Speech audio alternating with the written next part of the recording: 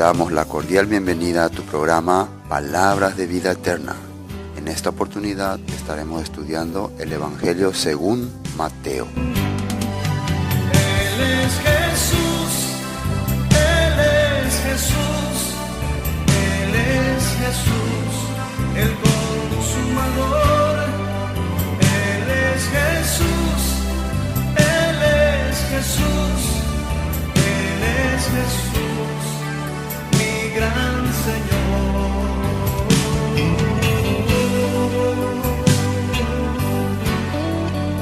Evangelio según San Mateo. San Mateo 22. Versículo 15. Entonces se fueron los fariseos y consultaron cómo sorprenderle en alguna palabra. Y le enviaron sus discípulos junto con los herodianos, diciendo: Maestro, sabemos que eres amante de la verdad y que enseñas con verdad el camino de Dios y no te cuidas de nadie, porque no miras la apariencia de los hombres. Dinos pues, ¿qué te parece? ¿Está permitido dar tributo a César o no? Pero Jesús, conociendo la malicia de ellos, les dijo: ¿Por qué me tentáis, hipócritas? Mostradme la moneda del tributo. Ellos le presentaron un denario. Entonces les preguntó: ¿De quién es esta imagen y la inscripción? Le dijeron: ¿De César? Y les dijo: Dad pues a César lo que es de César, y a Dios lo que es de Dios. Al oír esto se maravillaron, y dejándole, se fueron. Aquel día se acercaron a él los saduceos, que dicen que no hay resurrección, y le preguntaron diciendo: Maestro, Moisés dijo, si alguno muere sin hijos, su hermano se casará con su mujer, y levantará descendencia a su hermano. Hubo pues entre nosotros 7 hermanos. El primero se casó, y como murió sin dejar descendencia, dejó su mujer a su hermano. De la misma manera también el segundo, y el tercero, hasta el séptimo. Después de todos murió también la mujer. En la resurrección, pues, ¿de cuál de los 7 será ella mujer, ya que todos la tuvieron? Entonces, respondiendo Jesús, les dijo: Erráis ignorando las Escrituras y el poder de Dios. Porque en la resurrección ni se casarán ni se darán en casamiento, sino serán como los ángeles de Dios en el cielo. Pero respecto a la resurrección de los muertos, ¿no habéis leído lo que os fue dicho por Dios cuando afirmó: Yo soy el Dios de Abraham, el Dios de Isaac y el Dios de Jacob? Dios no es Dios de muertos, sino de vivos. Al oír esto, la gente se admiraba de su doctrina. Entonces los fariseos, cuando oyeron que había hecho callar a los saduceos, se reunieron. Y uno de ellos, intérprete de la ley, preguntó para tentarle, diciendo: Maestro, ¿cuál es el gran mandamiento en la ley? Jesús le dijo: Amarás al Señor tu Dios con todo tu corazón, con toda tu alma y con toda tu mente. Este es el primero y grande mandamiento. Y el segundo es semejante: amarás a tu prójimo como a ti mismo. De estos 2 mandamientos dependen toda la ley y los profetas. Estando reunidos los fariseos, Jesús les preguntó, diciendo: ¿Qué pensáis del Cristo? ¿De quién es hijo?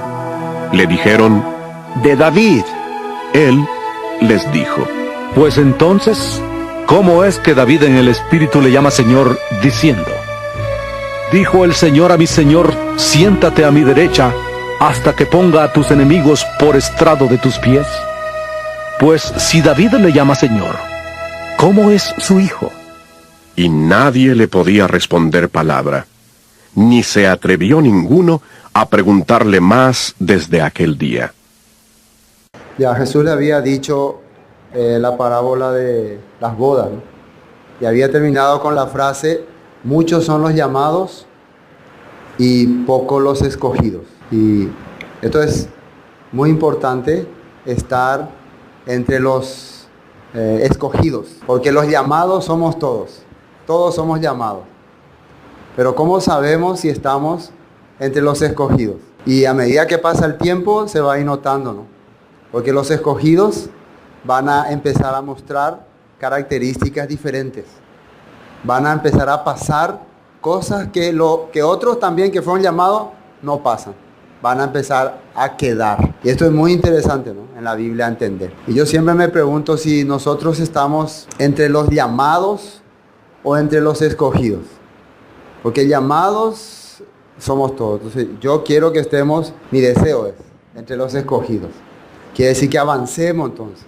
Que vayamos un paso más adelante. Bueno, y después de esto, de haberle contado esta parábola, de que mucha gente rechazó la invitación a la boda del hijo del rey por hacer sus actividades, la gente viene a tentarle o a probarle a Yeshua.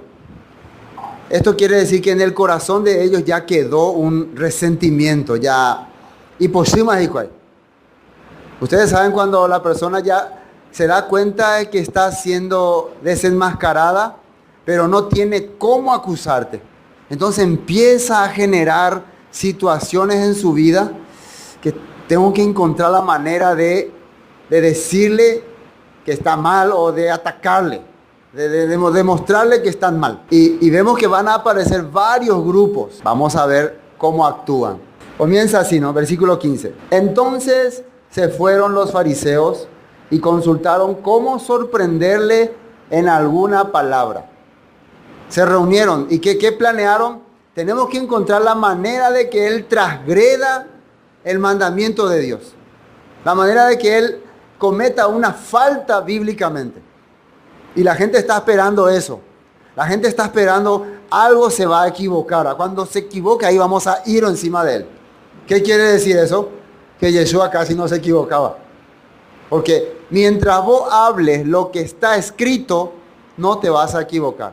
Cuando vos salgas de la escritura, ahí sí ya vas a empezar a hablar cosas que no tienen sentido. En serio. Prueben ustedes. Hablen lo que está escrito, no va a haber forma de que se equivoquen. Pero cuando empiecen a querer interpretar o dar su opinión, su manera, ahí sí ya van a tener muchos errores. Eso es lo que ellos estaban buscando. Una interpretación fuera de la palabra. Dice, sorprenderle en alguna palabra. Y una cosa también que tienen que aprender, que la gente cuando empieza a tener malicia, se reúne, hace grupos, ¿sí o no? Planea cómo ir en contra de alguien. Esa es la primera prueba de la malicia. ¿Por qué si yo tengo un problema con alguien no me voy directamente y le digo, mira, no estoy de acuerdo con esta enseñanza porque yo veo la Biblia que dice así y no me siento y charlo bien? Pero no, yo tengo que hacer un grupo, ¿no? 2, 3, 4 personas que me apoyen y empezar a ser así tipo. Esa es la primera forma en que se nota la malicia. Acá se está viendo, se reunían ellos y planeaban entre algunos. Después dice, y le enviaron los discípulos de ellos con los herodianos, diciendo, maestro, sabemos que eres amante de la verdad. Primero vamos a quedarnos aquí. ¿Quiénes son los herodianos? ¿De dónde salieron este grupo de gente? Acá tengo anotado. Son judíos que apoyaban el gobierno de Herodes. ¿Y quién es Herodes? Herodes es un idumeo, uno de la raza de Esaú, descendiente de Esaú, que ocupó el puesto de rey apoyado por Roma. Ellos hicieron un acuerdo político con los saduceos y los idumeos, y entonces Herodes, apoyado por los romanos, hicieron como tipo una alianza política y le ponen a Herodes como rey. Es como un acuerdo, una gran concertación, como se dice, la alianza política para el cambio, algo así, ¿no? Se mezclan todo y eligen un candidato neutral. ¿Entienden, no? Esto era ir en contra de la palabra según la escritura, porque vos no le podías poner como rey a uno que no pertenecía a tu pueblo. Vos le tenías que poner como rey a alguien que sea de tu pueblo. Entonces, ¿quiénes estaban apoyando esto? Los fariseos y algunos saduceos. Entonces, este grupo de herodianos, por eso se denominaron herodianos, que quiere decir servidores de Herodes. Gente que responde a Herodes, quiere decir. Pero son judíos netos, pero metidos en la política. metido en los acuerdos. Y vienen acá y políticamente le quieren sorprender a Yeshua también. Pero una pregunta, o sea, una aclaración. ¿Quiénes le enviaron a ellos, a los herodianos? ¿Quiénes dice ahí? Los fariseos. Ellos le enviaron, vaya, usted vaya. Pruébenle preguntándole sobre el tributo. Porque normalmente los judíos fariseos estaban en contra del tributo. Ellos hablaban en contra del tributo. Pero ahora le están diciendo, vayan y pregúntenle. Si él habla en contra del tributo, inmediatamente va a ser apresado por los soldados romanos. ¿Está bien? Y los judíos también tenían que estar en contra de pagar tributo a un imperio que les sometían. Normalmente, ¿no? Bueno, entonces ahora sabemos quiénes son los herodianos. ¿Cómo podemos hablar nuestro lenguaje? Los herodianos serían tipo los piragües de la época del estronismo. Los que estaban ahí, tipo, no sé si ustedes se acuerdan, lo de antaño, ¿no? Los que cualquier cosa iba y comunicaban al gobierno, ahí hay un traidor, y ya se le llevaba preso. Estos eran los herodianos, judíos traidores, se puede llamar. Judíos que en vez de apoyar al pueblo de Dios, apoyaban al imperio romano. Bueno, esta gente viene acá. ¿Y cómo hablan? Enviaban a los discípulos de ellos con los herodianos diciendo, maestro, sabemos que eres amante de la verdad y que enseñas con verdad. Fíjense, el camino de Dios y que no te cuidas de nadie porque no miras la apariencia de los hombres. Miren cómo este es una halago, una lisonja. Sabemos que vos no sos de eso que te rendís, vos decís lo que opinás, vos hablás como pensás. Así le está diciendo. Vos no tenés pelo en la lengua. Porque ellos realmente querían que él diga las cosas, querían sorprenderle en alguna palabra. Y que no te cuidas de nadie porque no miras la apariencia de los hombres. Dinos pues, ¿qué te parece? ¿Es lícito dar tributo a César o no? Si él dice, no, claro que no, eso es contra Torá, eso está prohibido. Entonces, agárrenlo. ¿Sí o no? Agárrenlo. Y si él dice, no, hay que dar tributo, hay que pagar, eso es un compromiso nuestro. Entonces la gente va a pensar, este no apoya al pueblo judío. Pero lo que nosotros tenemos que analizar es quién le está preguntando esto a Yeshua. Son herodianos que se vendieron por dinero. Herodianos que estaban al servicio de Herodes. Son judíos que están fomentando el apoyo al gobierno de Herodes. En pocas palabras, son gente que se vendieron por dinero. Así se puede decir, ¿o no? Gente que se maneja de acuerdo al dinero. Ese tipo de gente son estas personas que le están preguntando. Pero ¿cómo se le puede responder a esta clase de personas? Jesús ya conoce sus corazones. Por eso le va a responder de la siguiente manera. Pero Jesús, conociendo la malicia de ellos, fíjense, sabía, esto lo que quieren es que yo dé una opinión negativa y me apresan. Qué gente más cruel, ¿no? Tenía corazón negativo. Hermano, hay que cuidarse de esto. Hay que cuidarse de cuando vos le estás hablando a alguien, hablarle con malicia, hablarle con una apariencia. ¿Cómo está, hermano? Sí, yo sé que vos sos un gran servidor, pero maldito, tarde o temprano va a caer, tarde o temprano vamos a descubrir tarde o temprano hay que cuidarse de eso. Hay que cuidarse de presentarse con doble personalidad. Yo no voy a descubrir la malicia. Nosotros no descubrimos Juan Carlos tal vez no descubra la malicia cuando yo le hablo, ¿no? Hermano, ¿cómo está? Pero realmente tengo otro pensamiento. Pero Dios sí ve mi corazón. Ante Él yo no puedo mentir. Él sabe que estoy actuando con malicia, con un corazón perverso. Y eso es malo, ¿no? Más todavía si me vendo por dinero. Pero Yeshua, conociendo la malicia de ellos, les dijo, ¿por qué me tentáis hipócritas? Hipócritas quiere decir doble cara, presentan otra apariencia. Mostradme la moneda del tributo, y ellos le presentaron un denario. Con esto es lo que se paga los impuestos. Esto es, ¿no? Y dentro de esa moneda había una inscripción. Dice, entonces le dijo, ¿de quién es esta imagen y la inscripción? Le dijeron, de César. Y les dijo, Yeshua les dijo esto, dad pues a César lo que es de César y a Dios lo que es de Dios. ¿Qué significa eso? Si ustedes están bajo el servicio de Herodes, bajo el servicio de Roma, si este es su Dios, pues denle a su Dios lo que es de su Dios. Este es su Dios, el César es su Dios, el dinero es su fuente de, su poder de movimiento, la manera en que ustedes se mueven es a través del dinero, pues sirvan al dinero, sirvan al Dios dinero, hagan las cosas conforme a lo que ustedes tienen en su corazón, pero den a Dios lo que es de Dios. ¿Y a qué se refiere cuando habla den a Dios lo que es de Dios? De Dios es la escritura, la palabra, la promesa, la restauración del pueblo de Dios. Eso es de Dios. Ustedes no tienen nada que ver con el reino de Dios. Ustedes son de otro reino. Pero no le ofendió. ¿Se dan cuenta que no le ofendió? Esto es de César, esto César es su imagen, pues entonces sírvanle. Hay que servirle. Porque ustedes dependen del César, no de Dios. Entonces no le dijo ninguna ofensa. No dijo no paguen tributos. Si ustedes son servidores del César, herodianos, ¿no? Entonces, sirvan. Es como decir, si te agrada el mundo, si vos vivís para el mundo, si el mundo es tu motivación, servirle nomás al mundo. Hacé nomás como el mundo dice.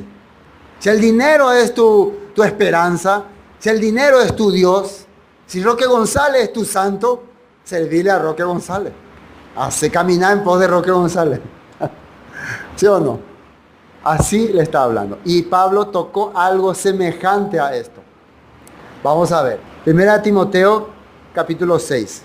1 Timoteo capítulo 6. Vamos a ver desde 9. 6, 9. Porque los que quieren enriquecerse caen en tentación. Los que quieren enriquecerse. ¿Qué quiere decir? Los que quieren poseer bienes antes que cualquier otra cosa. Los que quieren tener materiales primero caen en tentación. Son fáciles de caer en la trampa del diablo.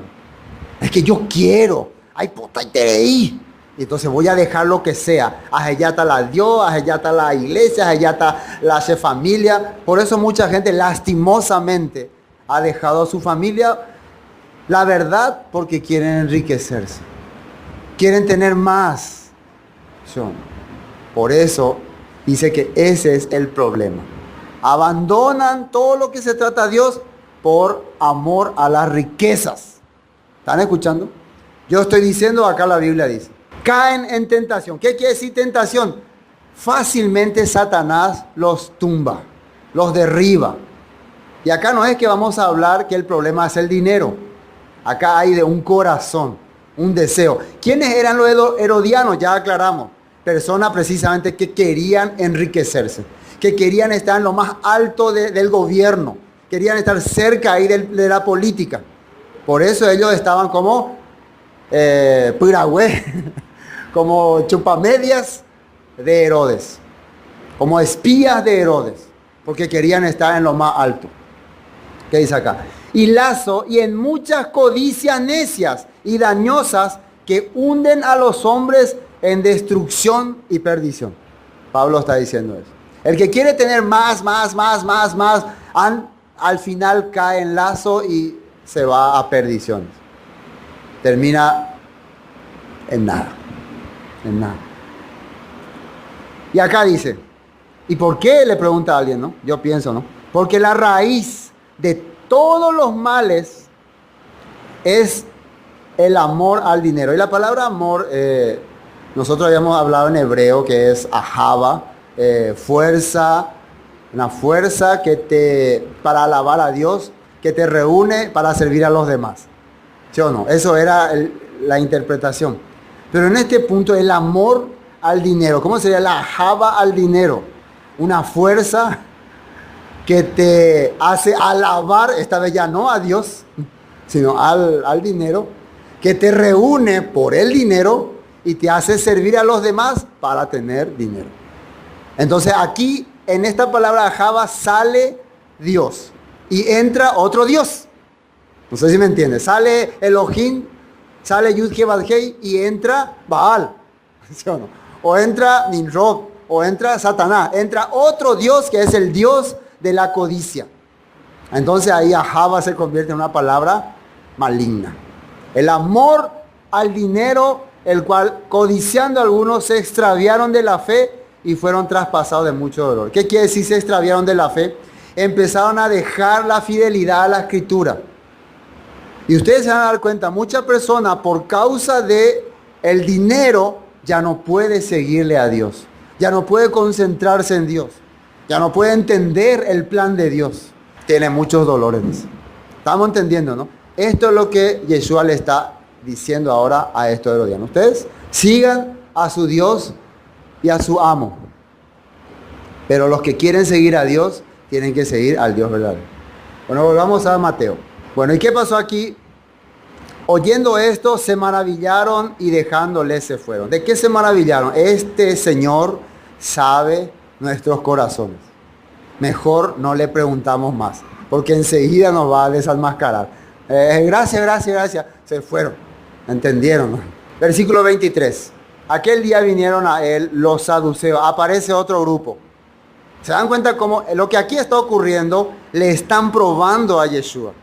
Le están probando si él es apto. Esto también es profético, porque estamos a 4 días del Pesaj aquí. Y en el día 10 normalmente se probaba al cordero, se examinaba si era apto para el sacrificio. Y prácticamente eso están haciendo. Le están probando si él es apto para el sacrificio, con preguntas de acuerdo a la Torah. Ahora viene otro grupo terrible, el grupo que gobierna el país.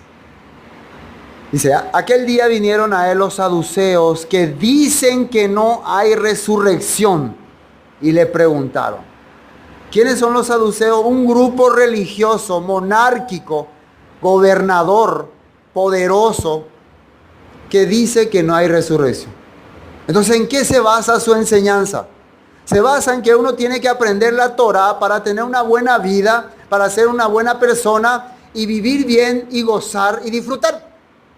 Lo que la mayoría ahora cree que es la religión. No, uno hay que ir a la iglesia, orar un poco a Dios, hacer el Padre Nuestro, o orar como los evangélicos cristianos, y Dios te bendice y te va bien. Y después te morí, opa. Muchas personas, tanto en el catolicismo como en el evangelismo, está con ese concepto de saduceo. Aunque no reconocen que son saduceos, pero piensan como saduceos. No creen en la resurrección. Me he encontrado con mucha gente que me habla de la palabra de Dios, pero una cosa lo que no entiendo y no estoy tan de acuerdo. Eso de la resurrección, me dicen. Yo creo que cuando uno muere, bebé. Y solamente su alma se va en una dimensión y ya tiene un descanso eterno y se acabó ahí.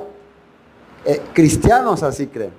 Entonces uno tiene que acá en esta vida darle un poco su tiempo a Dios, claro, hacer tu actividad y darle un tiempito a Dios, ir a orar, ir a rezar como la gente, y Dios te bendice y vivir bien, vivir feliz. Eso es lo que Dios quiere. Entonces ese concepto de quién es saduceo. Y tener buena posición, estar entre las altas autoridades. Es por eso que muchas denominaciones, sus líderes quieren estar en buena posición, en altos lugares. Son saduceos. Tienen esa mentalidad. Bueno, ahora, ¿cómo le atacan los saduceos? Supuestamente van a usar la Torah para atacarle a Yeshua. Diciendo, maestro, 24, Moisés dijo, si alguno muriere sin hijos, su hermano se casará con su mujer y le levantará descendencia a su hermano. Esto está en Deuteronomio 25:5. Ustedes pueden ver después, ¿no? Así está escrito ahí. Que si una persona muere, un hombre muere sin dejar descendencia, el hermano menor se va a casar con la esposa para que pueda tener descendencia. Ahora le dicen, hubo pues entre nosotros 7 hermanos. El primero se casó y murió, y no teniendo descendencia, dejó su mujer a su hermano. De la misma manera también el segundo y el tercero hasta el séptimo. Y después de todo murió también la mujer. Qué historia más rara. Pero bueno, acá ellos explican así. En la resurrección, entre comillas, eso ustedes pónganlo entre comillas, en la resurrección, así, ¿no? Porque ellos no creen en la resurrección, ¿sí o no? Pues, ¿de cuál de los 7 será ella mujer, ya que todos la tuvieron? Y aparentemente, miren, los saduceos son supuestamente maestros, son eminencias en la religión. Uno cuando es saduceo besa su mano, oh eminencia. Y aparentemente Yeshua también se le iba a cuadrar. Y la gente estaba expectante ahí. ¿Qué le va a decir?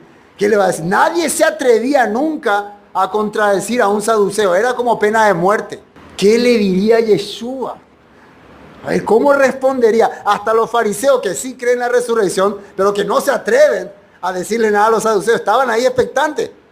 A ver, ¿qué le va a decir? Querían saber la respuesta. Parecía una pregunta de la Torá. Entonces, respondiendo, Yeshua les dijo, y esto es lo importante, erráis ignorando las escrituras. Primer punto, ustedes son ignorantes en la palabra. ¿Cómo le podés decir eso a un saduceo? Eso ya es terrible. A no ser que vos tengas seguridad de la palabra, que vos tengas 100%. Recuerden que en aquel tiempo no es que como hoy nosotros podemos cada uno tener nuestra Biblia y abrir y decir aquí dice. Apenas podían ir a escuchar en la sinagoga cada día de reposo. No había mucho conocimiento si es que no aprendiste desde niño todo de la Torá. Tenías que haber sido un estudioso de toda tu vida, como el apóstol Pablo, para conocer todo lo que la Torá dice. Así que jamás te vas a atrever a decirle a un saduceo que toda su vida estudió la Torá, erráis. Jamás, si sos un hombre común, un Galileo, carpintero, jamás de los jamases, a menos que tenga una sabiduría divina. ¿Me están entendiendo, no? Es muy difícil. Por eso ya impactó a la gente.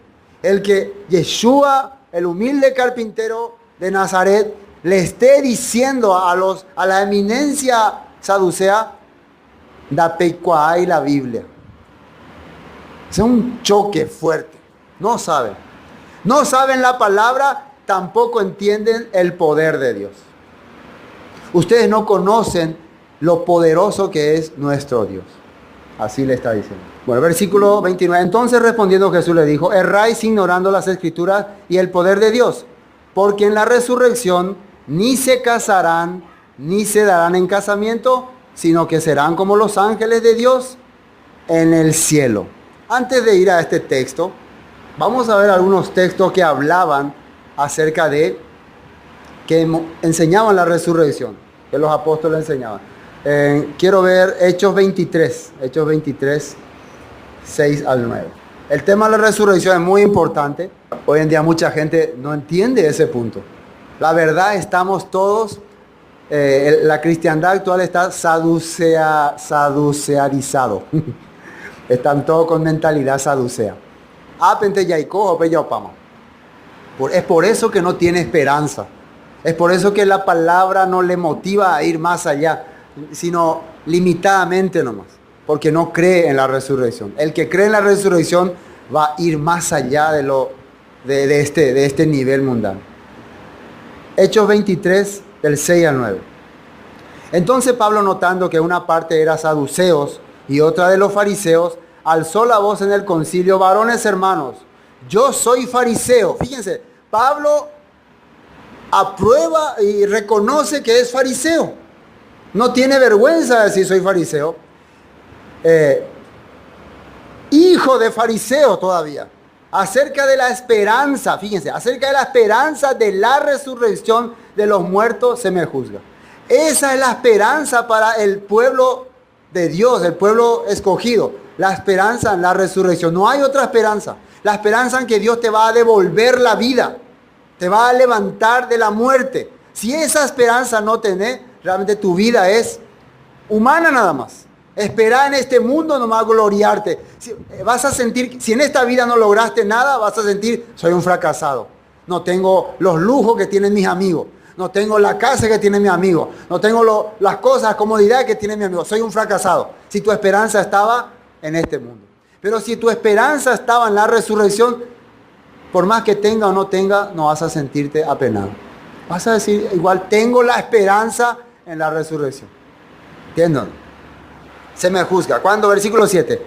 Cuando dijo esto, se produjo disensión entre los fariseos y los saduceos, y la asamblea se dividió. Porque los saduceos dicen que no hay resurrección. Fíjense, ni ángel, ni espíritu. Pero los fariseos afirman esta cosa. Qué raro, ¿no? En el mismo tiempo que había gente que estudiaba la escritura, algunos decían, no hay resurrección, no hay ángel, no hay espíritu, no hay nada de eso. No creían en eso. Claro, porque les convenía. Porque así enseñaba el sistema humano nada más. Bueno, vamos a otro texto, 24:14, Hechos 24:14.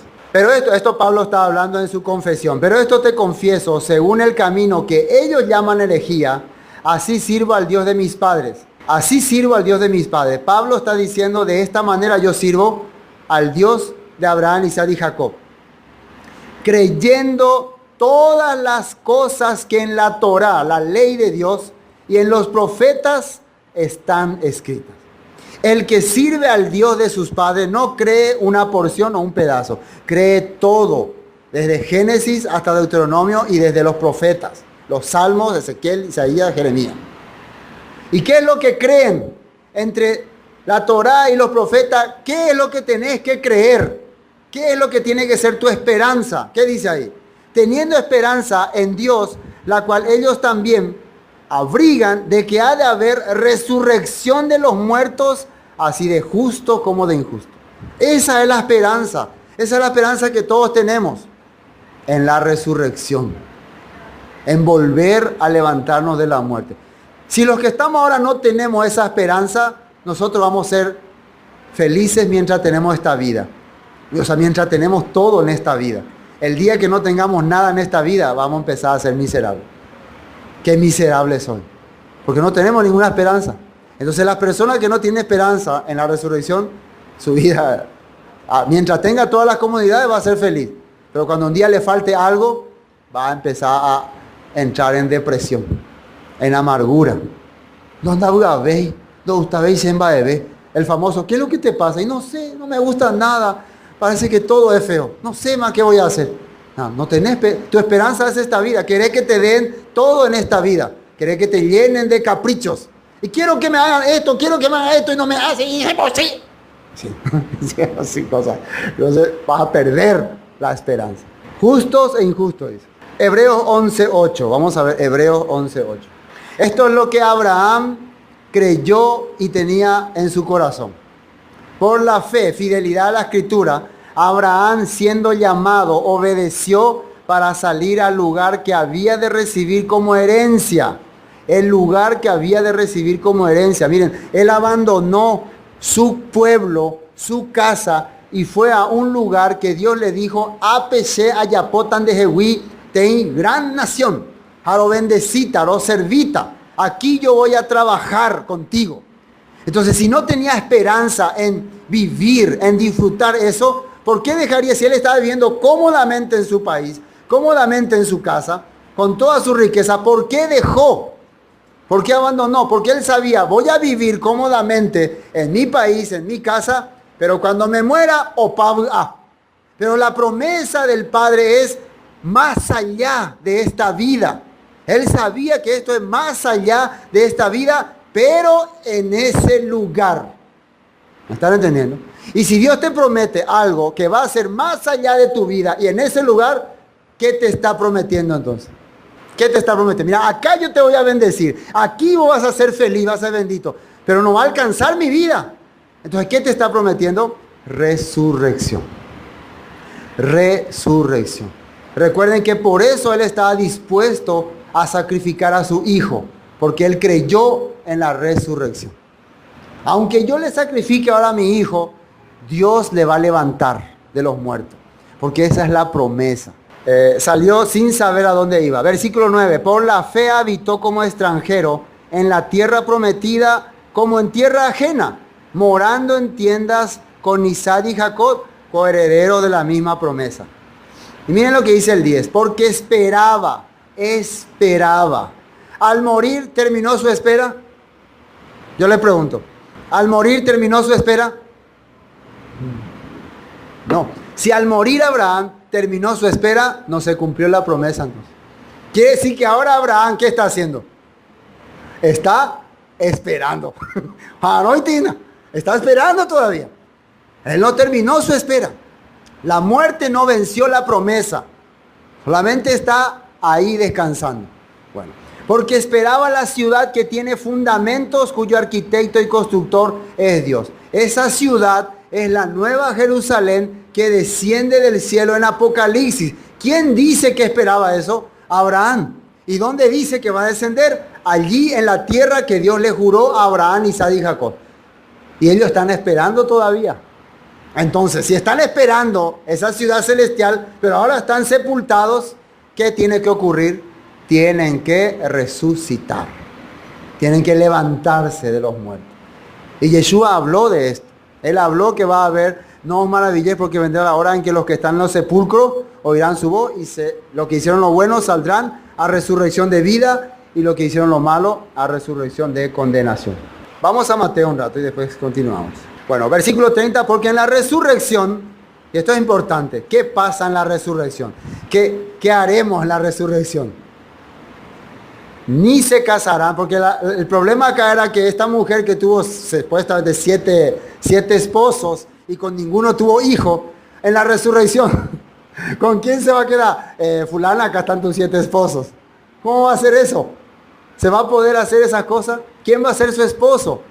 En la resurrección, ¿cómo dice que vamos a vivir? Dice, ni se darán en casamiento, sino que serán como los ángeles de Dios en el cielo. Entonces, ¿para qué uno se casa en esta vida?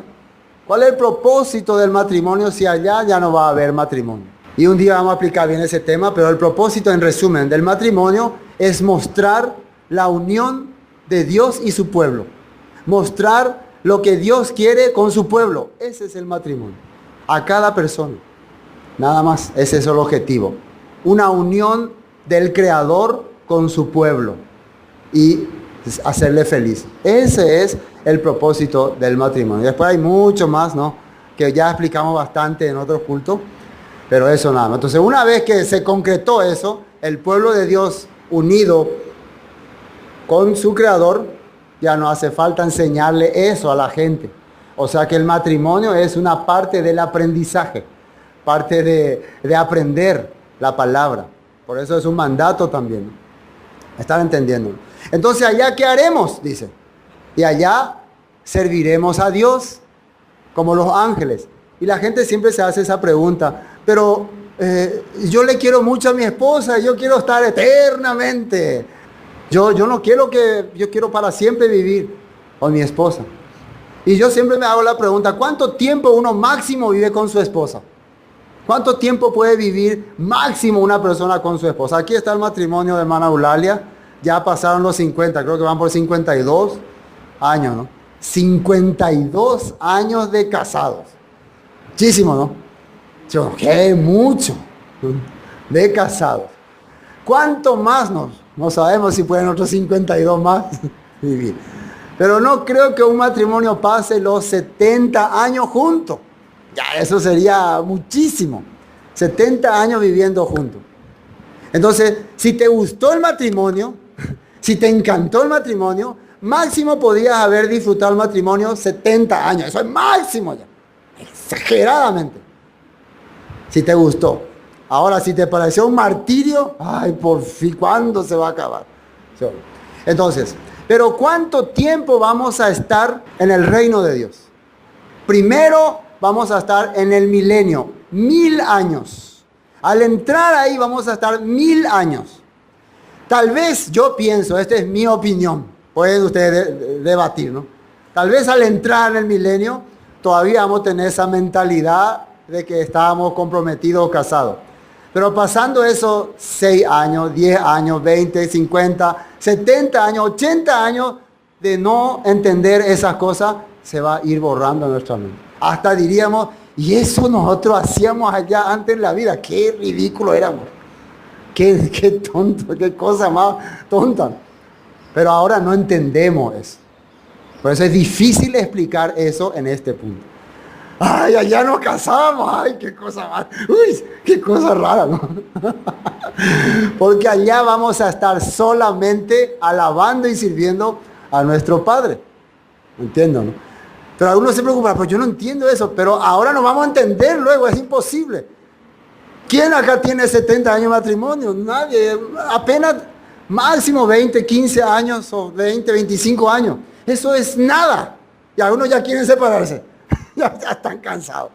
Por eso. Entonces, lo que vamos a aprender con el Mesías no tiene comparación con lo que estamos supuestamente, si estamos muy felices con nuestro matrimonio, compararlo. No se puede comparar. Si ustedes son el matrimonio más feliz que hay en la tierra, no se puede comparar esa felicidad con lo que con lo que nosotros vamos a vivir con el Mesías allá. ¿Me están entendiendo, no? Pero eso todavía no vamos a entender. A medida que pasa el tiempo o que cuando estemos allá, comprenderemos. ¿Están entendiendo? Entonces, ahí le quiere decir Yeshua a ellos, ustedes no conocen las Escrituras. No entienden el plan de Dios, de por qué el matrimonio. No comprenden estas cosas. Pero respecto a la resurrección de los muertos, fíjense lo que le dicen. ¿No habéis leído lo que os fue dicho por Dios cuando dijo? Y acá Yeshua le va a decir, Dios dijo, yo soy el Dios de Abraham, el Dios de Isaac, el Dios de Jacob. Dios no es Dios de muertos, sino de vivos. Primero, ustedes no entienden el propósito del matrimonio porque no conocen Génesis, porque no conocen por qué le hizo a Adán, a Eva, no pentende yo te oímba de veras, pendetabú, último grado. Segundo, ¿acaso no escucharon cuando le aparece el Padre a Moisés? Le habla, soy el Elohim, el poder, la vida, la fuerza de Abraham, de Isaac y de Jacob. Cuando está diciendo Elohim, está diciendo soy la vida, soy el poder, soy la manifestación de Abraham, Isaac y Jacob. Y si yo soy eso de Abraham, Isaac y Jacob, ¿dónde están ellos? Están vivos. Porque si yo existo, si yo hablo, si yo me manifiesto y soy su Dios de ellos, ellos no están muertos. Esa es la diferencia. Yo no soy un poder de muertos, soy un poder de vivos. Yo me manifiesto por vivos, porque soy la vida. Ahí ellos se quedaron ahí, no podían explicar nada. Pero bueno, quiero ver otros textos para entender este punto. Éxodo 3 es la parte donde Dios le habla a Moisés. Éxodo 3, 14, 15. Y respondió Elohim a Moisés, yo soy el que soy. Y dijo, así dirás a los hijos de Israel, yo soy, me envió a vosotros. Además dijo Dios a Moisés, así dirás a los hijos de Israel, el Señor, el Dios de vuestros padres, el Dios, el Elohim de Abraham, Elohim de Isaac, Elohim de Jacob, me ha enviado. Esto es muy importante. Yo no vengo solamente en mi nombre, vengo en representación de sus padres. Soy la presencia, o sea, la manifestación de la fe que tuvieron sus padres. Quiere decir que sus padres aún están vivos, pero en un lugar especial. Por eso yo vengo en manifestación de ellos. Es como si ellos estuvieran hablándole. Eso quiere decir esto. Cuando dice, soy el Dios de Abraham, de Isaac y Jacob, soy la manifestación de ellos. Soy la fe que ellos tuvieron. Bueno, esto es lo que estamos viendo. Ahora otro texto. Vamos a Ezequiel 37. Ezequiel 37, versículo 12. Por tanto, profetiza y diles, así ha dicho el Señor. He aquí yo abro vuestros sepulcros, pueblo mío, y os haré subir de vuestras sepulturas y os traeré a la tierra de Israel. Este versículo lo leímos muchísimas veces ya. Acá dice en profecía que Dios va a abrir el sepulcro y le va a levantar y le va a traer a la tierra de Israel. Es la promesa que se le había dado a Abraham. Ahora se le está cumpliendo, se está profetizando en Ezequiel 13. Y sabréis que yo soy el Señor cuando abra vuestros sepulcros y os saque de vuestras sepulturas, pueblo mío. Nosotros morimos con esa confianza. Morimos con esa confianza. Pero esa confianza va a ser confirmada el día que seamos levantados. ¿Entienden o no? El día en que yo diga, levántate. Y me levante, cierto hora es. ¿Sí o no? Pero nosotros vamos a morir con esa confianza. Así murieron Abraham, Isaac y Jacob. Bueno, vamos a continuar. A ver qué le dijeron más. Ya entendimos, creo, esta parte. Bien claro, ya está. Quedaban los saduceos ahí medio... Ya no, versículo 33. Oyendo esto, la gente se admiraba de su doctrina. Y ustedes tienen que entender, ¿contra quién está debatiendo Yeshua en este momento? Contra saduceos. ¿Qué texto o qué libro está usando para demostrar su interpretación, su entendimiento o su palabra? ¿Qué está usando? La Torá de Dios, la Escritura, la ley de Moisés. Entonces, cuando ellos se admiran de su doctrina, ¿de qué se están admirando? De que este señor, este hombre, domina las Escrituras, la Torá. Este es la voz de Dios que nos habla a través de la Torá, como profetizó Moisés. Porque si a los saduceos, que eran los líderes de ese momento, le está tumbando, le está demostrando su ignorancia, quiere decir que él es el que Moisés había dicho que hablaría las palabras que Moisés habló. Cuaja es la tipo, cuaja eina, ya pillé eso. ¿Me entiendo, no? Pero hoy en día la gente, cuando vos le hablas la palabra, la Torá, el Antiguo Testamento, falso te dicen, hereje. Tenés que hablarle las cartas paulinas, las cartas, la palabra el evangelio de la gracia, la sana doctrina de la gracia, inventos que no saben ni de dónde han salido. ¿Sí o no? Así es, ahora hay doctrina que se llama doctrina de la gracia, sana doctrina que habla solo de la cruz de Cristo, solo Jesús, solo Cristo, nada más. ¿De dónde sacaron esas doctrinas? De la Escritura, de la palabra, de cartas paulinas mal interpretadas, que ni siquiera entienden, porque al no entender la Torá de Dios, no van a entender lo que Pablo habla. Y Pablo, ¿qué dijo? Yo hablo lo que está escrito en la Torá, en la ley, en los profetas, para demostrar la resurrección, la esperanza de la resurrección. Ahora Yeshua le está hablando de la resurrección a través de la Torá. Vemos en Ezequiel la resurrección. Y hay otros textos más que por falta de tiempo no estoy leyendo, porque ya ustedes ya saben todo. Eso es muy importante, ¿no? Que podamos comprender. Bueno, sigamos, pero no se cansaron, ¿no? Versículo 34. Ahora sí, entonces los fariseos tuvieron como, por fin alguien que le ponga en su lugar a los saduceos. ¿Sí o no? Porque ellos nunca se atrevían. Pero ahora ellos vienen y quieren también tentarle. Y fíjense lo que van a decir. Entonces los fariseos, oyendo que había hecho callar a los saduceos, se juntaron a una. ¿Qué hizo Yeshua con los saduceos? Los hizo callarles. ¿Cuándo es que vos le haces callar a alguien? Cuando le demostrás lo que está escrito. Aquí está escrito, aquí dice. Y entre judíos es imposible ir en contra de lo escrito. Entre nosotros, gentiles cristianos, más o menos, no, pero ahí no saben ni qué, eso ya pasó de moda. Eso ya no vale más. Cuando vos le mostrás algo escrito y le decís que eso no vale, que eso está mal, que eso no sirve, perdiste el debate. Se acabó ahí el debate. Con esa persona ya no se puede debatir. Pero por eso los judíos, cuando vos le mostrás, aquí está escrito, se cayó, entonces, cierto, está escrito. Tienes razón. Mejor vamos a nuestra casa. Pero los fariseos vienen y ¿qué le preguntan? Y uno de ellos, intérprete de la ley, miren quién viene, intérprete de la ley, preguntó, por tentarle, diciendo, maestro, ¿cuál es el gran mandamiento en la ley? Gran mandamiento.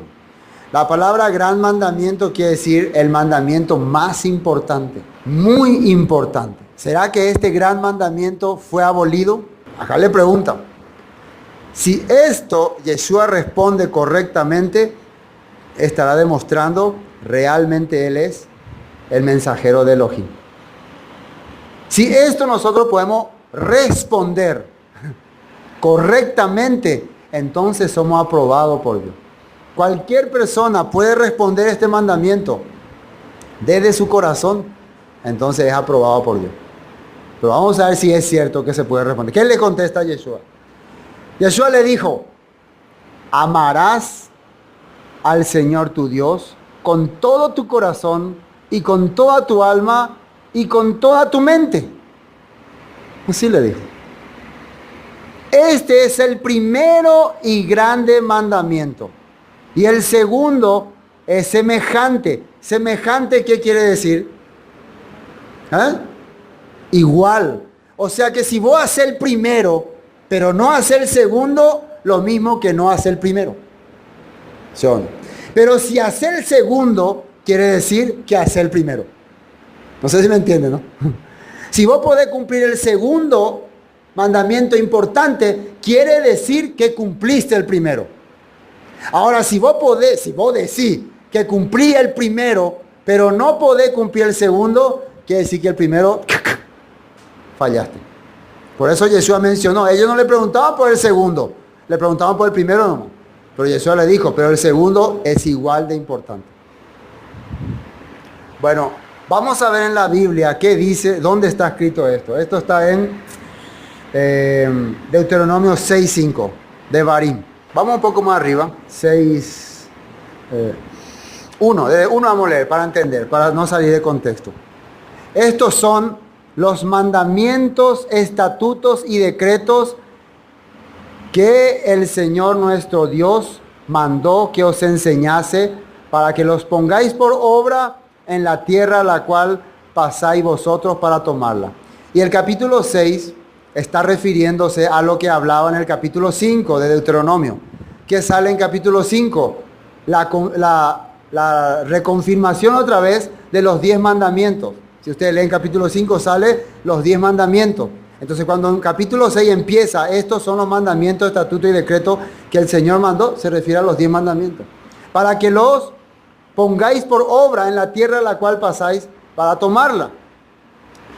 ¿Y para qué? Miren, para que temas al Señor tu Dios, guardando todos sus estatutos y sus mandamientos que yo te mando, tú, tu hijo y el hijo de tu hijo, todos los días de tu vida, para que tus días sean prolongados. Una pregunta, si nosotros decimos que esto ya pasó, esto ya terminó, entonces acá Dios está mintiendo, acá Dios está hablando algo que no es verdad, porque acá dice que a través de estos mandamientos yo voy a temer a Dios. Y yo hoy, predicador moderno de esta era, voy a decir, pero eso ya pasó. Entonces Dios se equivocó. No, lo que vos pasa no entendés. Ese era el Antiguo Testamento, tiene sus leyes, sus normas. Empiezo a crear otra vez toda una doctrina para dar interpretación de lo que no se puede dar. Versículo 3. Todos los días de tu vida para que tus días sean prolongados. Oye pues, oh Israel, cuida de ponerlos por obra para que te vaya bien en la tierra que fluye leche y miel y os multipliquéis, como te ha dicho el Señor, el Dios de tus padres. Oye Israel, Shema Israel, ¿no? El Señor nuestro Dios, el Señor uno es, dice. Uno es nuestro Dios, uno. No hay dos dioses ni tres dioses. Hay un solo Dios. Aquí estamos leyendo. Y amarás al Señor tu Dios con todo tu corazón y con toda tu alma y con todas tus fuerzas. Vete fuerzas. ¿Y qué es amar? ¿Cómo se ama a alguien? ¿Ustedes aman a alguien? ¿Han sentido amor por alguien? No. Bueno, ¿por qué menciona corazón? ¿Qué es el corazón? ¿Y qué hace el corazón? ¿Quién me puede explicar qué hace el corazón? ¿Qué es su función? Bombea sangre, ¿no? ¿Y a dónde lleva la sangre? Hace que circule, ¿no? Y por ejemplo, estoy tranquilo, ¿no? Un ejemplo, ¿no? Estoy tranquilo y de repente me llama mi enamorada. Una llamada. Contesto, hola, ¿cómo estás? ¿Qué empieza a ocurrir con mi corazón? Empieza a latir, ¿no? ¿Sí o no? ¿Por qué? Empieza a sentir una emoción. No sé si a usted le pasó eso, ¿no? O te dice, ¿cuándo vamos a ir a ver una película? ¿Cuándo vamos a tomar un helado? Estoy dando ejemplos, ¿no? Cosas así. O, es un ejemplo. O estás lejos, tus hijos están lejos y ya mañana es el día que vas a regresar. Voy a encontrar a mi familia. ¿Cómo empieza a trabajar tu corazón? Tú. ¿Sí o no? Porque vos le amás a tu familia o no. Entonces cada vez que te vas a encontrar con ese ser que amás demasiado y no le viste mucho tiempo, tu corazón empieza a bombear más fuerte la sangre. ¿Hay emoción o no hay emoción? Viene tu mamá después de un viaje de 50 años, se van a ver, hola vieja, ¿cómo estás? ¿Qué significa? No importa. No sé si me entienden. Entonces, el corazón reacciona cuando vos sentís algo especial por alguien. ¿A qué se está refiriendo Dios cuando dice amarás al Señor tu Dios con todo tu corazón?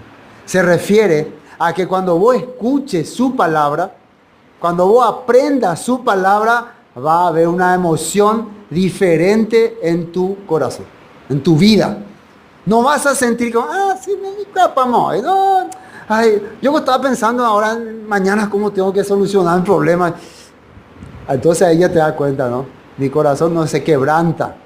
No siente nada. ¿Sí o no? ¿Entienden lo que digo? Entonces, otro ejemplo, algún pariente, no sé, una tía que aman mucho, viene de viaje de un país lejano y hay que ir a recibirla al aeropuerto. Pero ese día tenían que ir a completar un crucigrama con unos amigos. ¿Sí o no? Entonces, ¿dónde estaría su corazón? Primer lugar. ¿Dónde estaría? ¿En el aeropuerto o no? ¿Quién quiere ir al aeropuerto a recibir a la tía? Yo, todo. Yo tengo que ir a completar un crucigrama ahí con los amigos. Entonces esa persona, su corazón no tiene amor. El amor hace que vos cambie planes, que vos cambie ideas. ¿Sí o no? El amor también, como dice en la Biblia, te hace quebrantar, te hace sufrir. O el amor es todo felicidad, ¿no? Entonces la palabra de Dios, todo felicidad, te hace sufrir también, te quebranta, te choca, pero te emociona. Sentí que es lo que Dios me dice y eso es lo que cuenta. Hace que pero me quebrantó, de verdad me quebrantó. Pero es la palabra de Dios. No sé si me están captando. Eso es amarle a Dios con todo el corazón. Por eso Yeshua le está diciendo, ese es el principal mandamiento.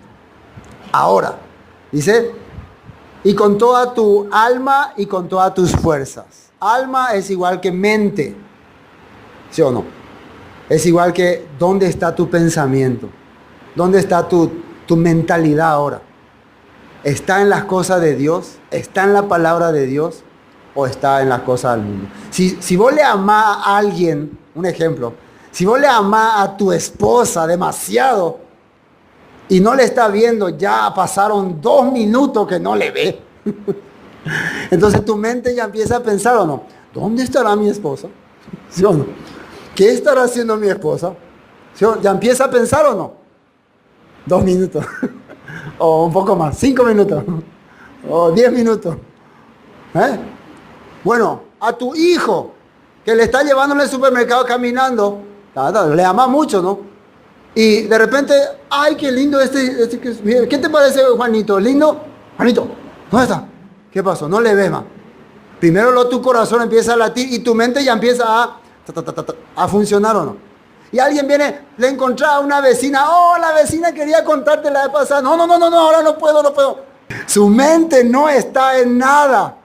Solamente, ¿dónde está mi hijo? ¿Dónde está? Buscándole con todo. Porque primero hay un amor fuerte, el corazón late fuerte y la mente no se puede concentrar en otra cosa. Ni en lo que compraba, ni en lo que debe, ni en nadie, ni en el zorro. Nada. Solo ¿dónde está mi hijo?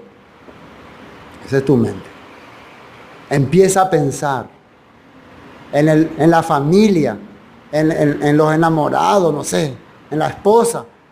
Su mente, ¿dónde lo que pone? Pues tu mente en un lugar, siempre se le dice hacia los jóvenes cuando están pensando, ¿no? O bebé, siempre así me decían antes, ¿no? Bebé, hermano, porque nuestra mente está actuando de acuerdo a mi corazón.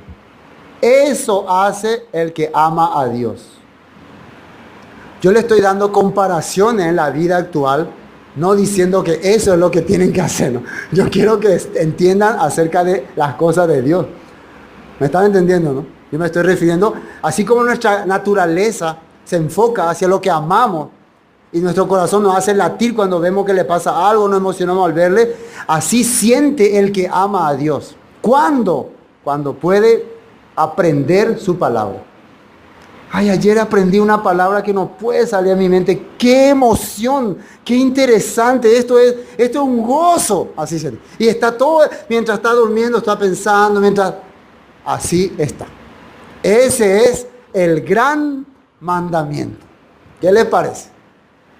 Si ese mandamiento logra haber en su vida, pasaron la prueba. Pasaron. ¿Sí o no? Se acuerdan de la palabra, le emocionan la palabra. Mañana es culto, mañana vamos a escuchar la palabra. ¡Qué cosa más grande! Entonces, está funcionando. Está funcionando.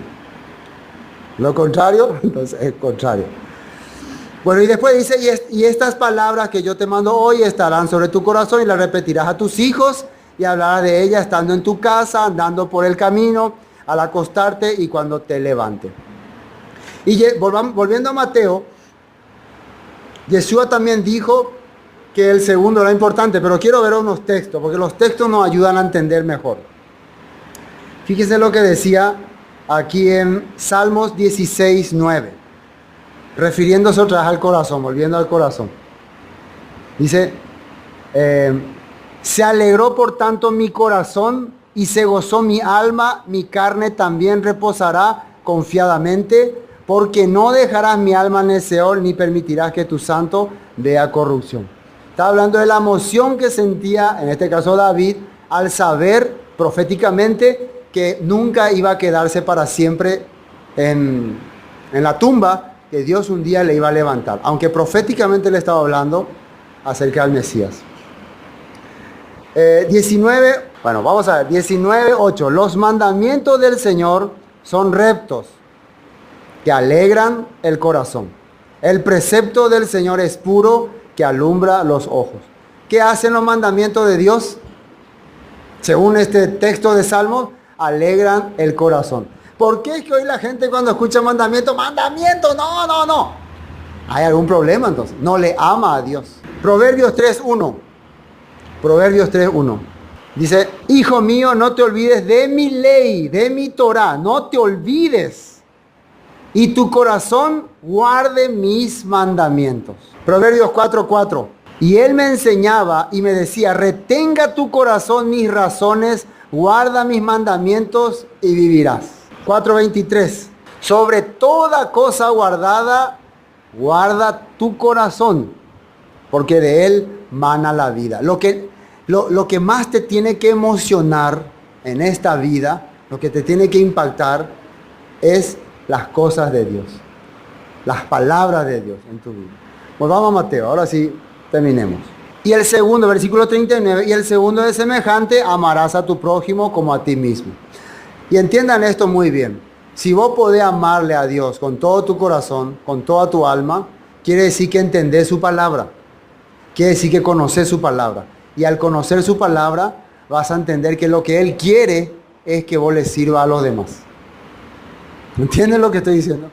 Cuando vos entiendas, cuando vos decís que le amás a Dios con todo tu corazón, es porque entendés su palabra. Y cuando vos entiendas su palabra, te vas a dar cuenta que lo que Él quiere es que vos le sirva y le atienda a los demás.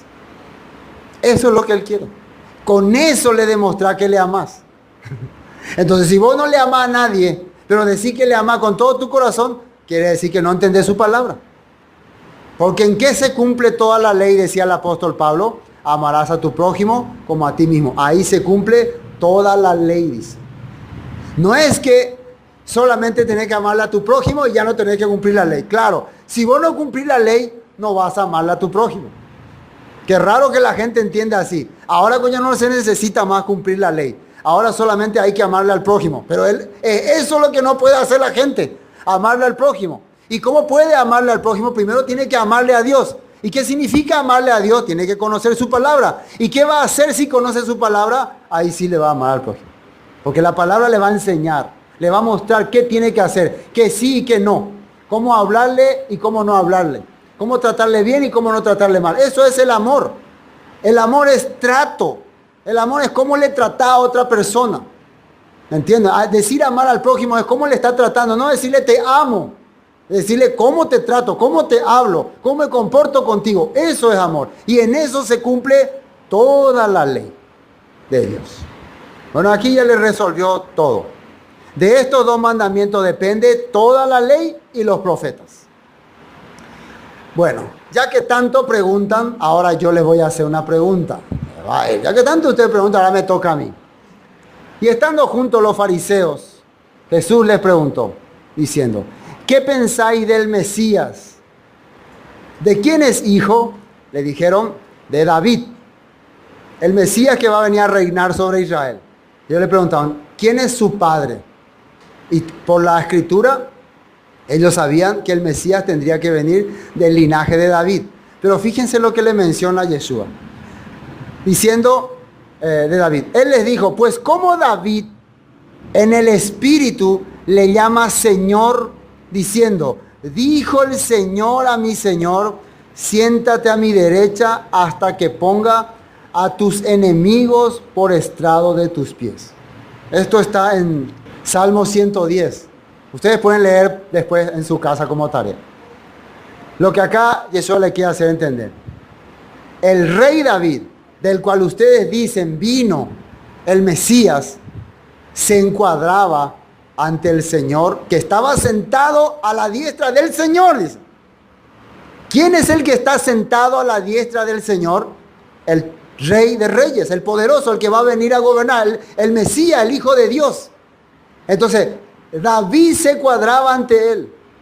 Como si él es su papá, se va a cuadrar ante él, le va de hablar Señor. Quiere decir que este Mesías es más que David. Está antes que David. Y porque estaba mucho antes. A David solo se le prometió, por la fidelidad que tuvo, que de su linaje vendría el Mesías. Pero el Mesías es un ser divino, un ser eterno que estuvo ya desde el principio. Estaba ya en la creación. Antes que los tatarabuelos de David existan, el Mesías ya existía. Era Yeshua. David se cuadró ante el Mesías. Y ustedes, aunque yo les demostré por las escrituras que reúno todos los requisitos para ser Mesías, ustedes me menosprecian. Ustedes no me aceptan. Quiere decir, ustedes están rechazando a David. Porque si por la Torá vos no podés demostrarle a alguien que está equivocado que es el Mesías, entonces, ¿por qué no te cuadra? Por orgullo, por soberbia. Eso le hablo. Dijo el Señor a mi Señor, siéntate a mi derecha hasta que ponga a tus enemigos por estrado de tus pies. Pues si David le llama Señor, ¿cómo es su hijo? Y nadie le podía responder palabra, ni osó alguno desde aquel día preguntarle. Y yo le pregunto a ustedes, siempre la gente dice, solamente los fariseos y los saduceos son los que conocen mucho la Biblia. ¿Acaso se nota que conocen la Biblia? Cuando ustedes ven estos puntos, ¿conocen la Biblia de ellos? ¿Conocen la palabra? Hasta nosotros queremos medio que reírnos de ellos. El problema es que muchas veces el orgullo te hace pensar que porque conoces textos de la Biblia, vos conoces toda la Biblia. El orgullo te ciega y ya no podés más entender. Y eso le está haciendo entender, ustedes no conocen la Escritura. Tienen orgullo en su corazón, hay soberbia. Por eso le está hablando así. Versículo 46, y nadie le podía responder palabra, ni osó alguno desde aquel día preguntarle más. Y en el capítulo 23, ahí sí ya le va a decir sus verdades. Acá él dejó que ellos le digan, le pregunten todo. Ya nadie podía responderle más nada. Nadie podía más acusarle de nada. ¿Qué quiere decir? Fue comprobado, o sea, fue verificado y salió aprobado. No hay defecto en este cordero. ¿Entienden, no? Es apto para el sacrificio. Pero ahora Yeshua sí le va a decir a ellos sus verdades. Pero eso va a ser en el próximo capítulo. Hoy hasta aquí vamos a compartir. Él es Jesús, Él es Jesús, Él es Jesús, el consumador. Esto fue Palabras de Vida Eterna. En esta ocasión estudiamos el libro de Mateo. Para más información, comuníquese al 0981 60 46 77. Bendiciones y hasta pronto. Él es Jesús, Él es Jesús, el consumador. Él es Jesús, Él es Jesús, Él es Jesús.